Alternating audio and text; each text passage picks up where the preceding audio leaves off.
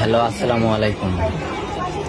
আপনারা ইতিমধ্যে সকলে জানতে পেরেছেন যে আমরা দুইজন অপহরণের শিকার হয়ে বা আমাদের খুঁজে পাওয়া যাচ্ছে না বলে আমাদের নিয়ে দুইজনকে নিয়ে আর মেয়েকে ছোট বাচ্চাকে নিয়ে মনে করেন নিউজ দেওয়া হয়েছে আপনার ফেসবুক, তারপর হোয়াটসঅ্যাপ, আরও অন্য জায়গায় দিয়েছে।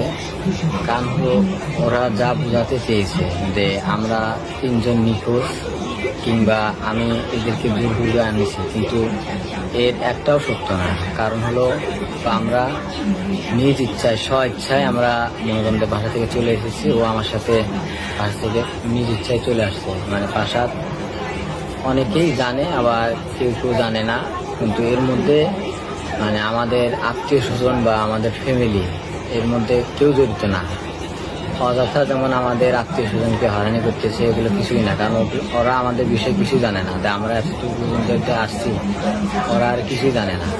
কারণ হলো আমাদের নামে অপহরণের ডায়েরি বা মামলা করা হয়েছে। কারণ এর মধ্যে তো আমরা তো কোনো কিছুতেই নাই। কারণ হলো বর্ষ হচ্ছে আমার কাছে এসেছে। আসার পর মনে হয় যে আমরা দুইজন 26 তারিখ রাত 10:45 কয়েক সেকেন্ডে আমরা মানে দুইজন বিবাহ করি এবং কি একত্রিত স্বামী স্ত্রী হই।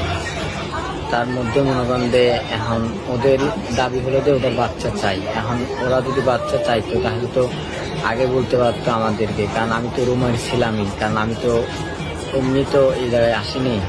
আস্তে আস্তে তো মনে করো যে জানাজানি হওয়ার পরে যখন ওরা বেশি তো জুলুম করলো, তারপরে আমরা এখানে চলে আসছি। এখন ওরা তো বাচ্চা চায়, আমরা তো বাচ্চা দিতে চাই, তাই না? এখন বাচ্চা তো ওরা খুঁজলে তো নিয়ে যাবে, এটা তো মানে ঠিক হবে না। আমরা তো বাচ্চা দিবই, আমরা আজ না দিই কাল দিব, কিন্তু খুঁজলে তো আর মনে করেন কোনোভাবে সম্ভব হচ্ছে না দেওয়ার। আমরা তো বাচ্চা মানে চিন্তা ভাবনা করছিলাম যেদিন মানে আমরা দিব ওই দিন বলে দেওয়া হয়েছিল তো বাড়ির মধ্যে আপনাদের 9টার সময় আপনাদের সবার সাথে যোগাযোগ করবো, রাত 9টা।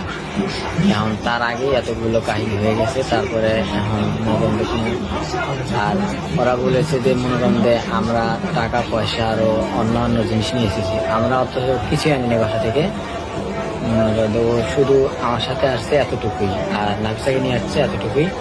কারণ হলো ওই আর ভালো জানে বুঝে আসছে। এটা জোর করে আনার কোনো কিছু নেই যে অপহরণ করেছি বা এতটুকু, এগুলো কোনো কিছুই না।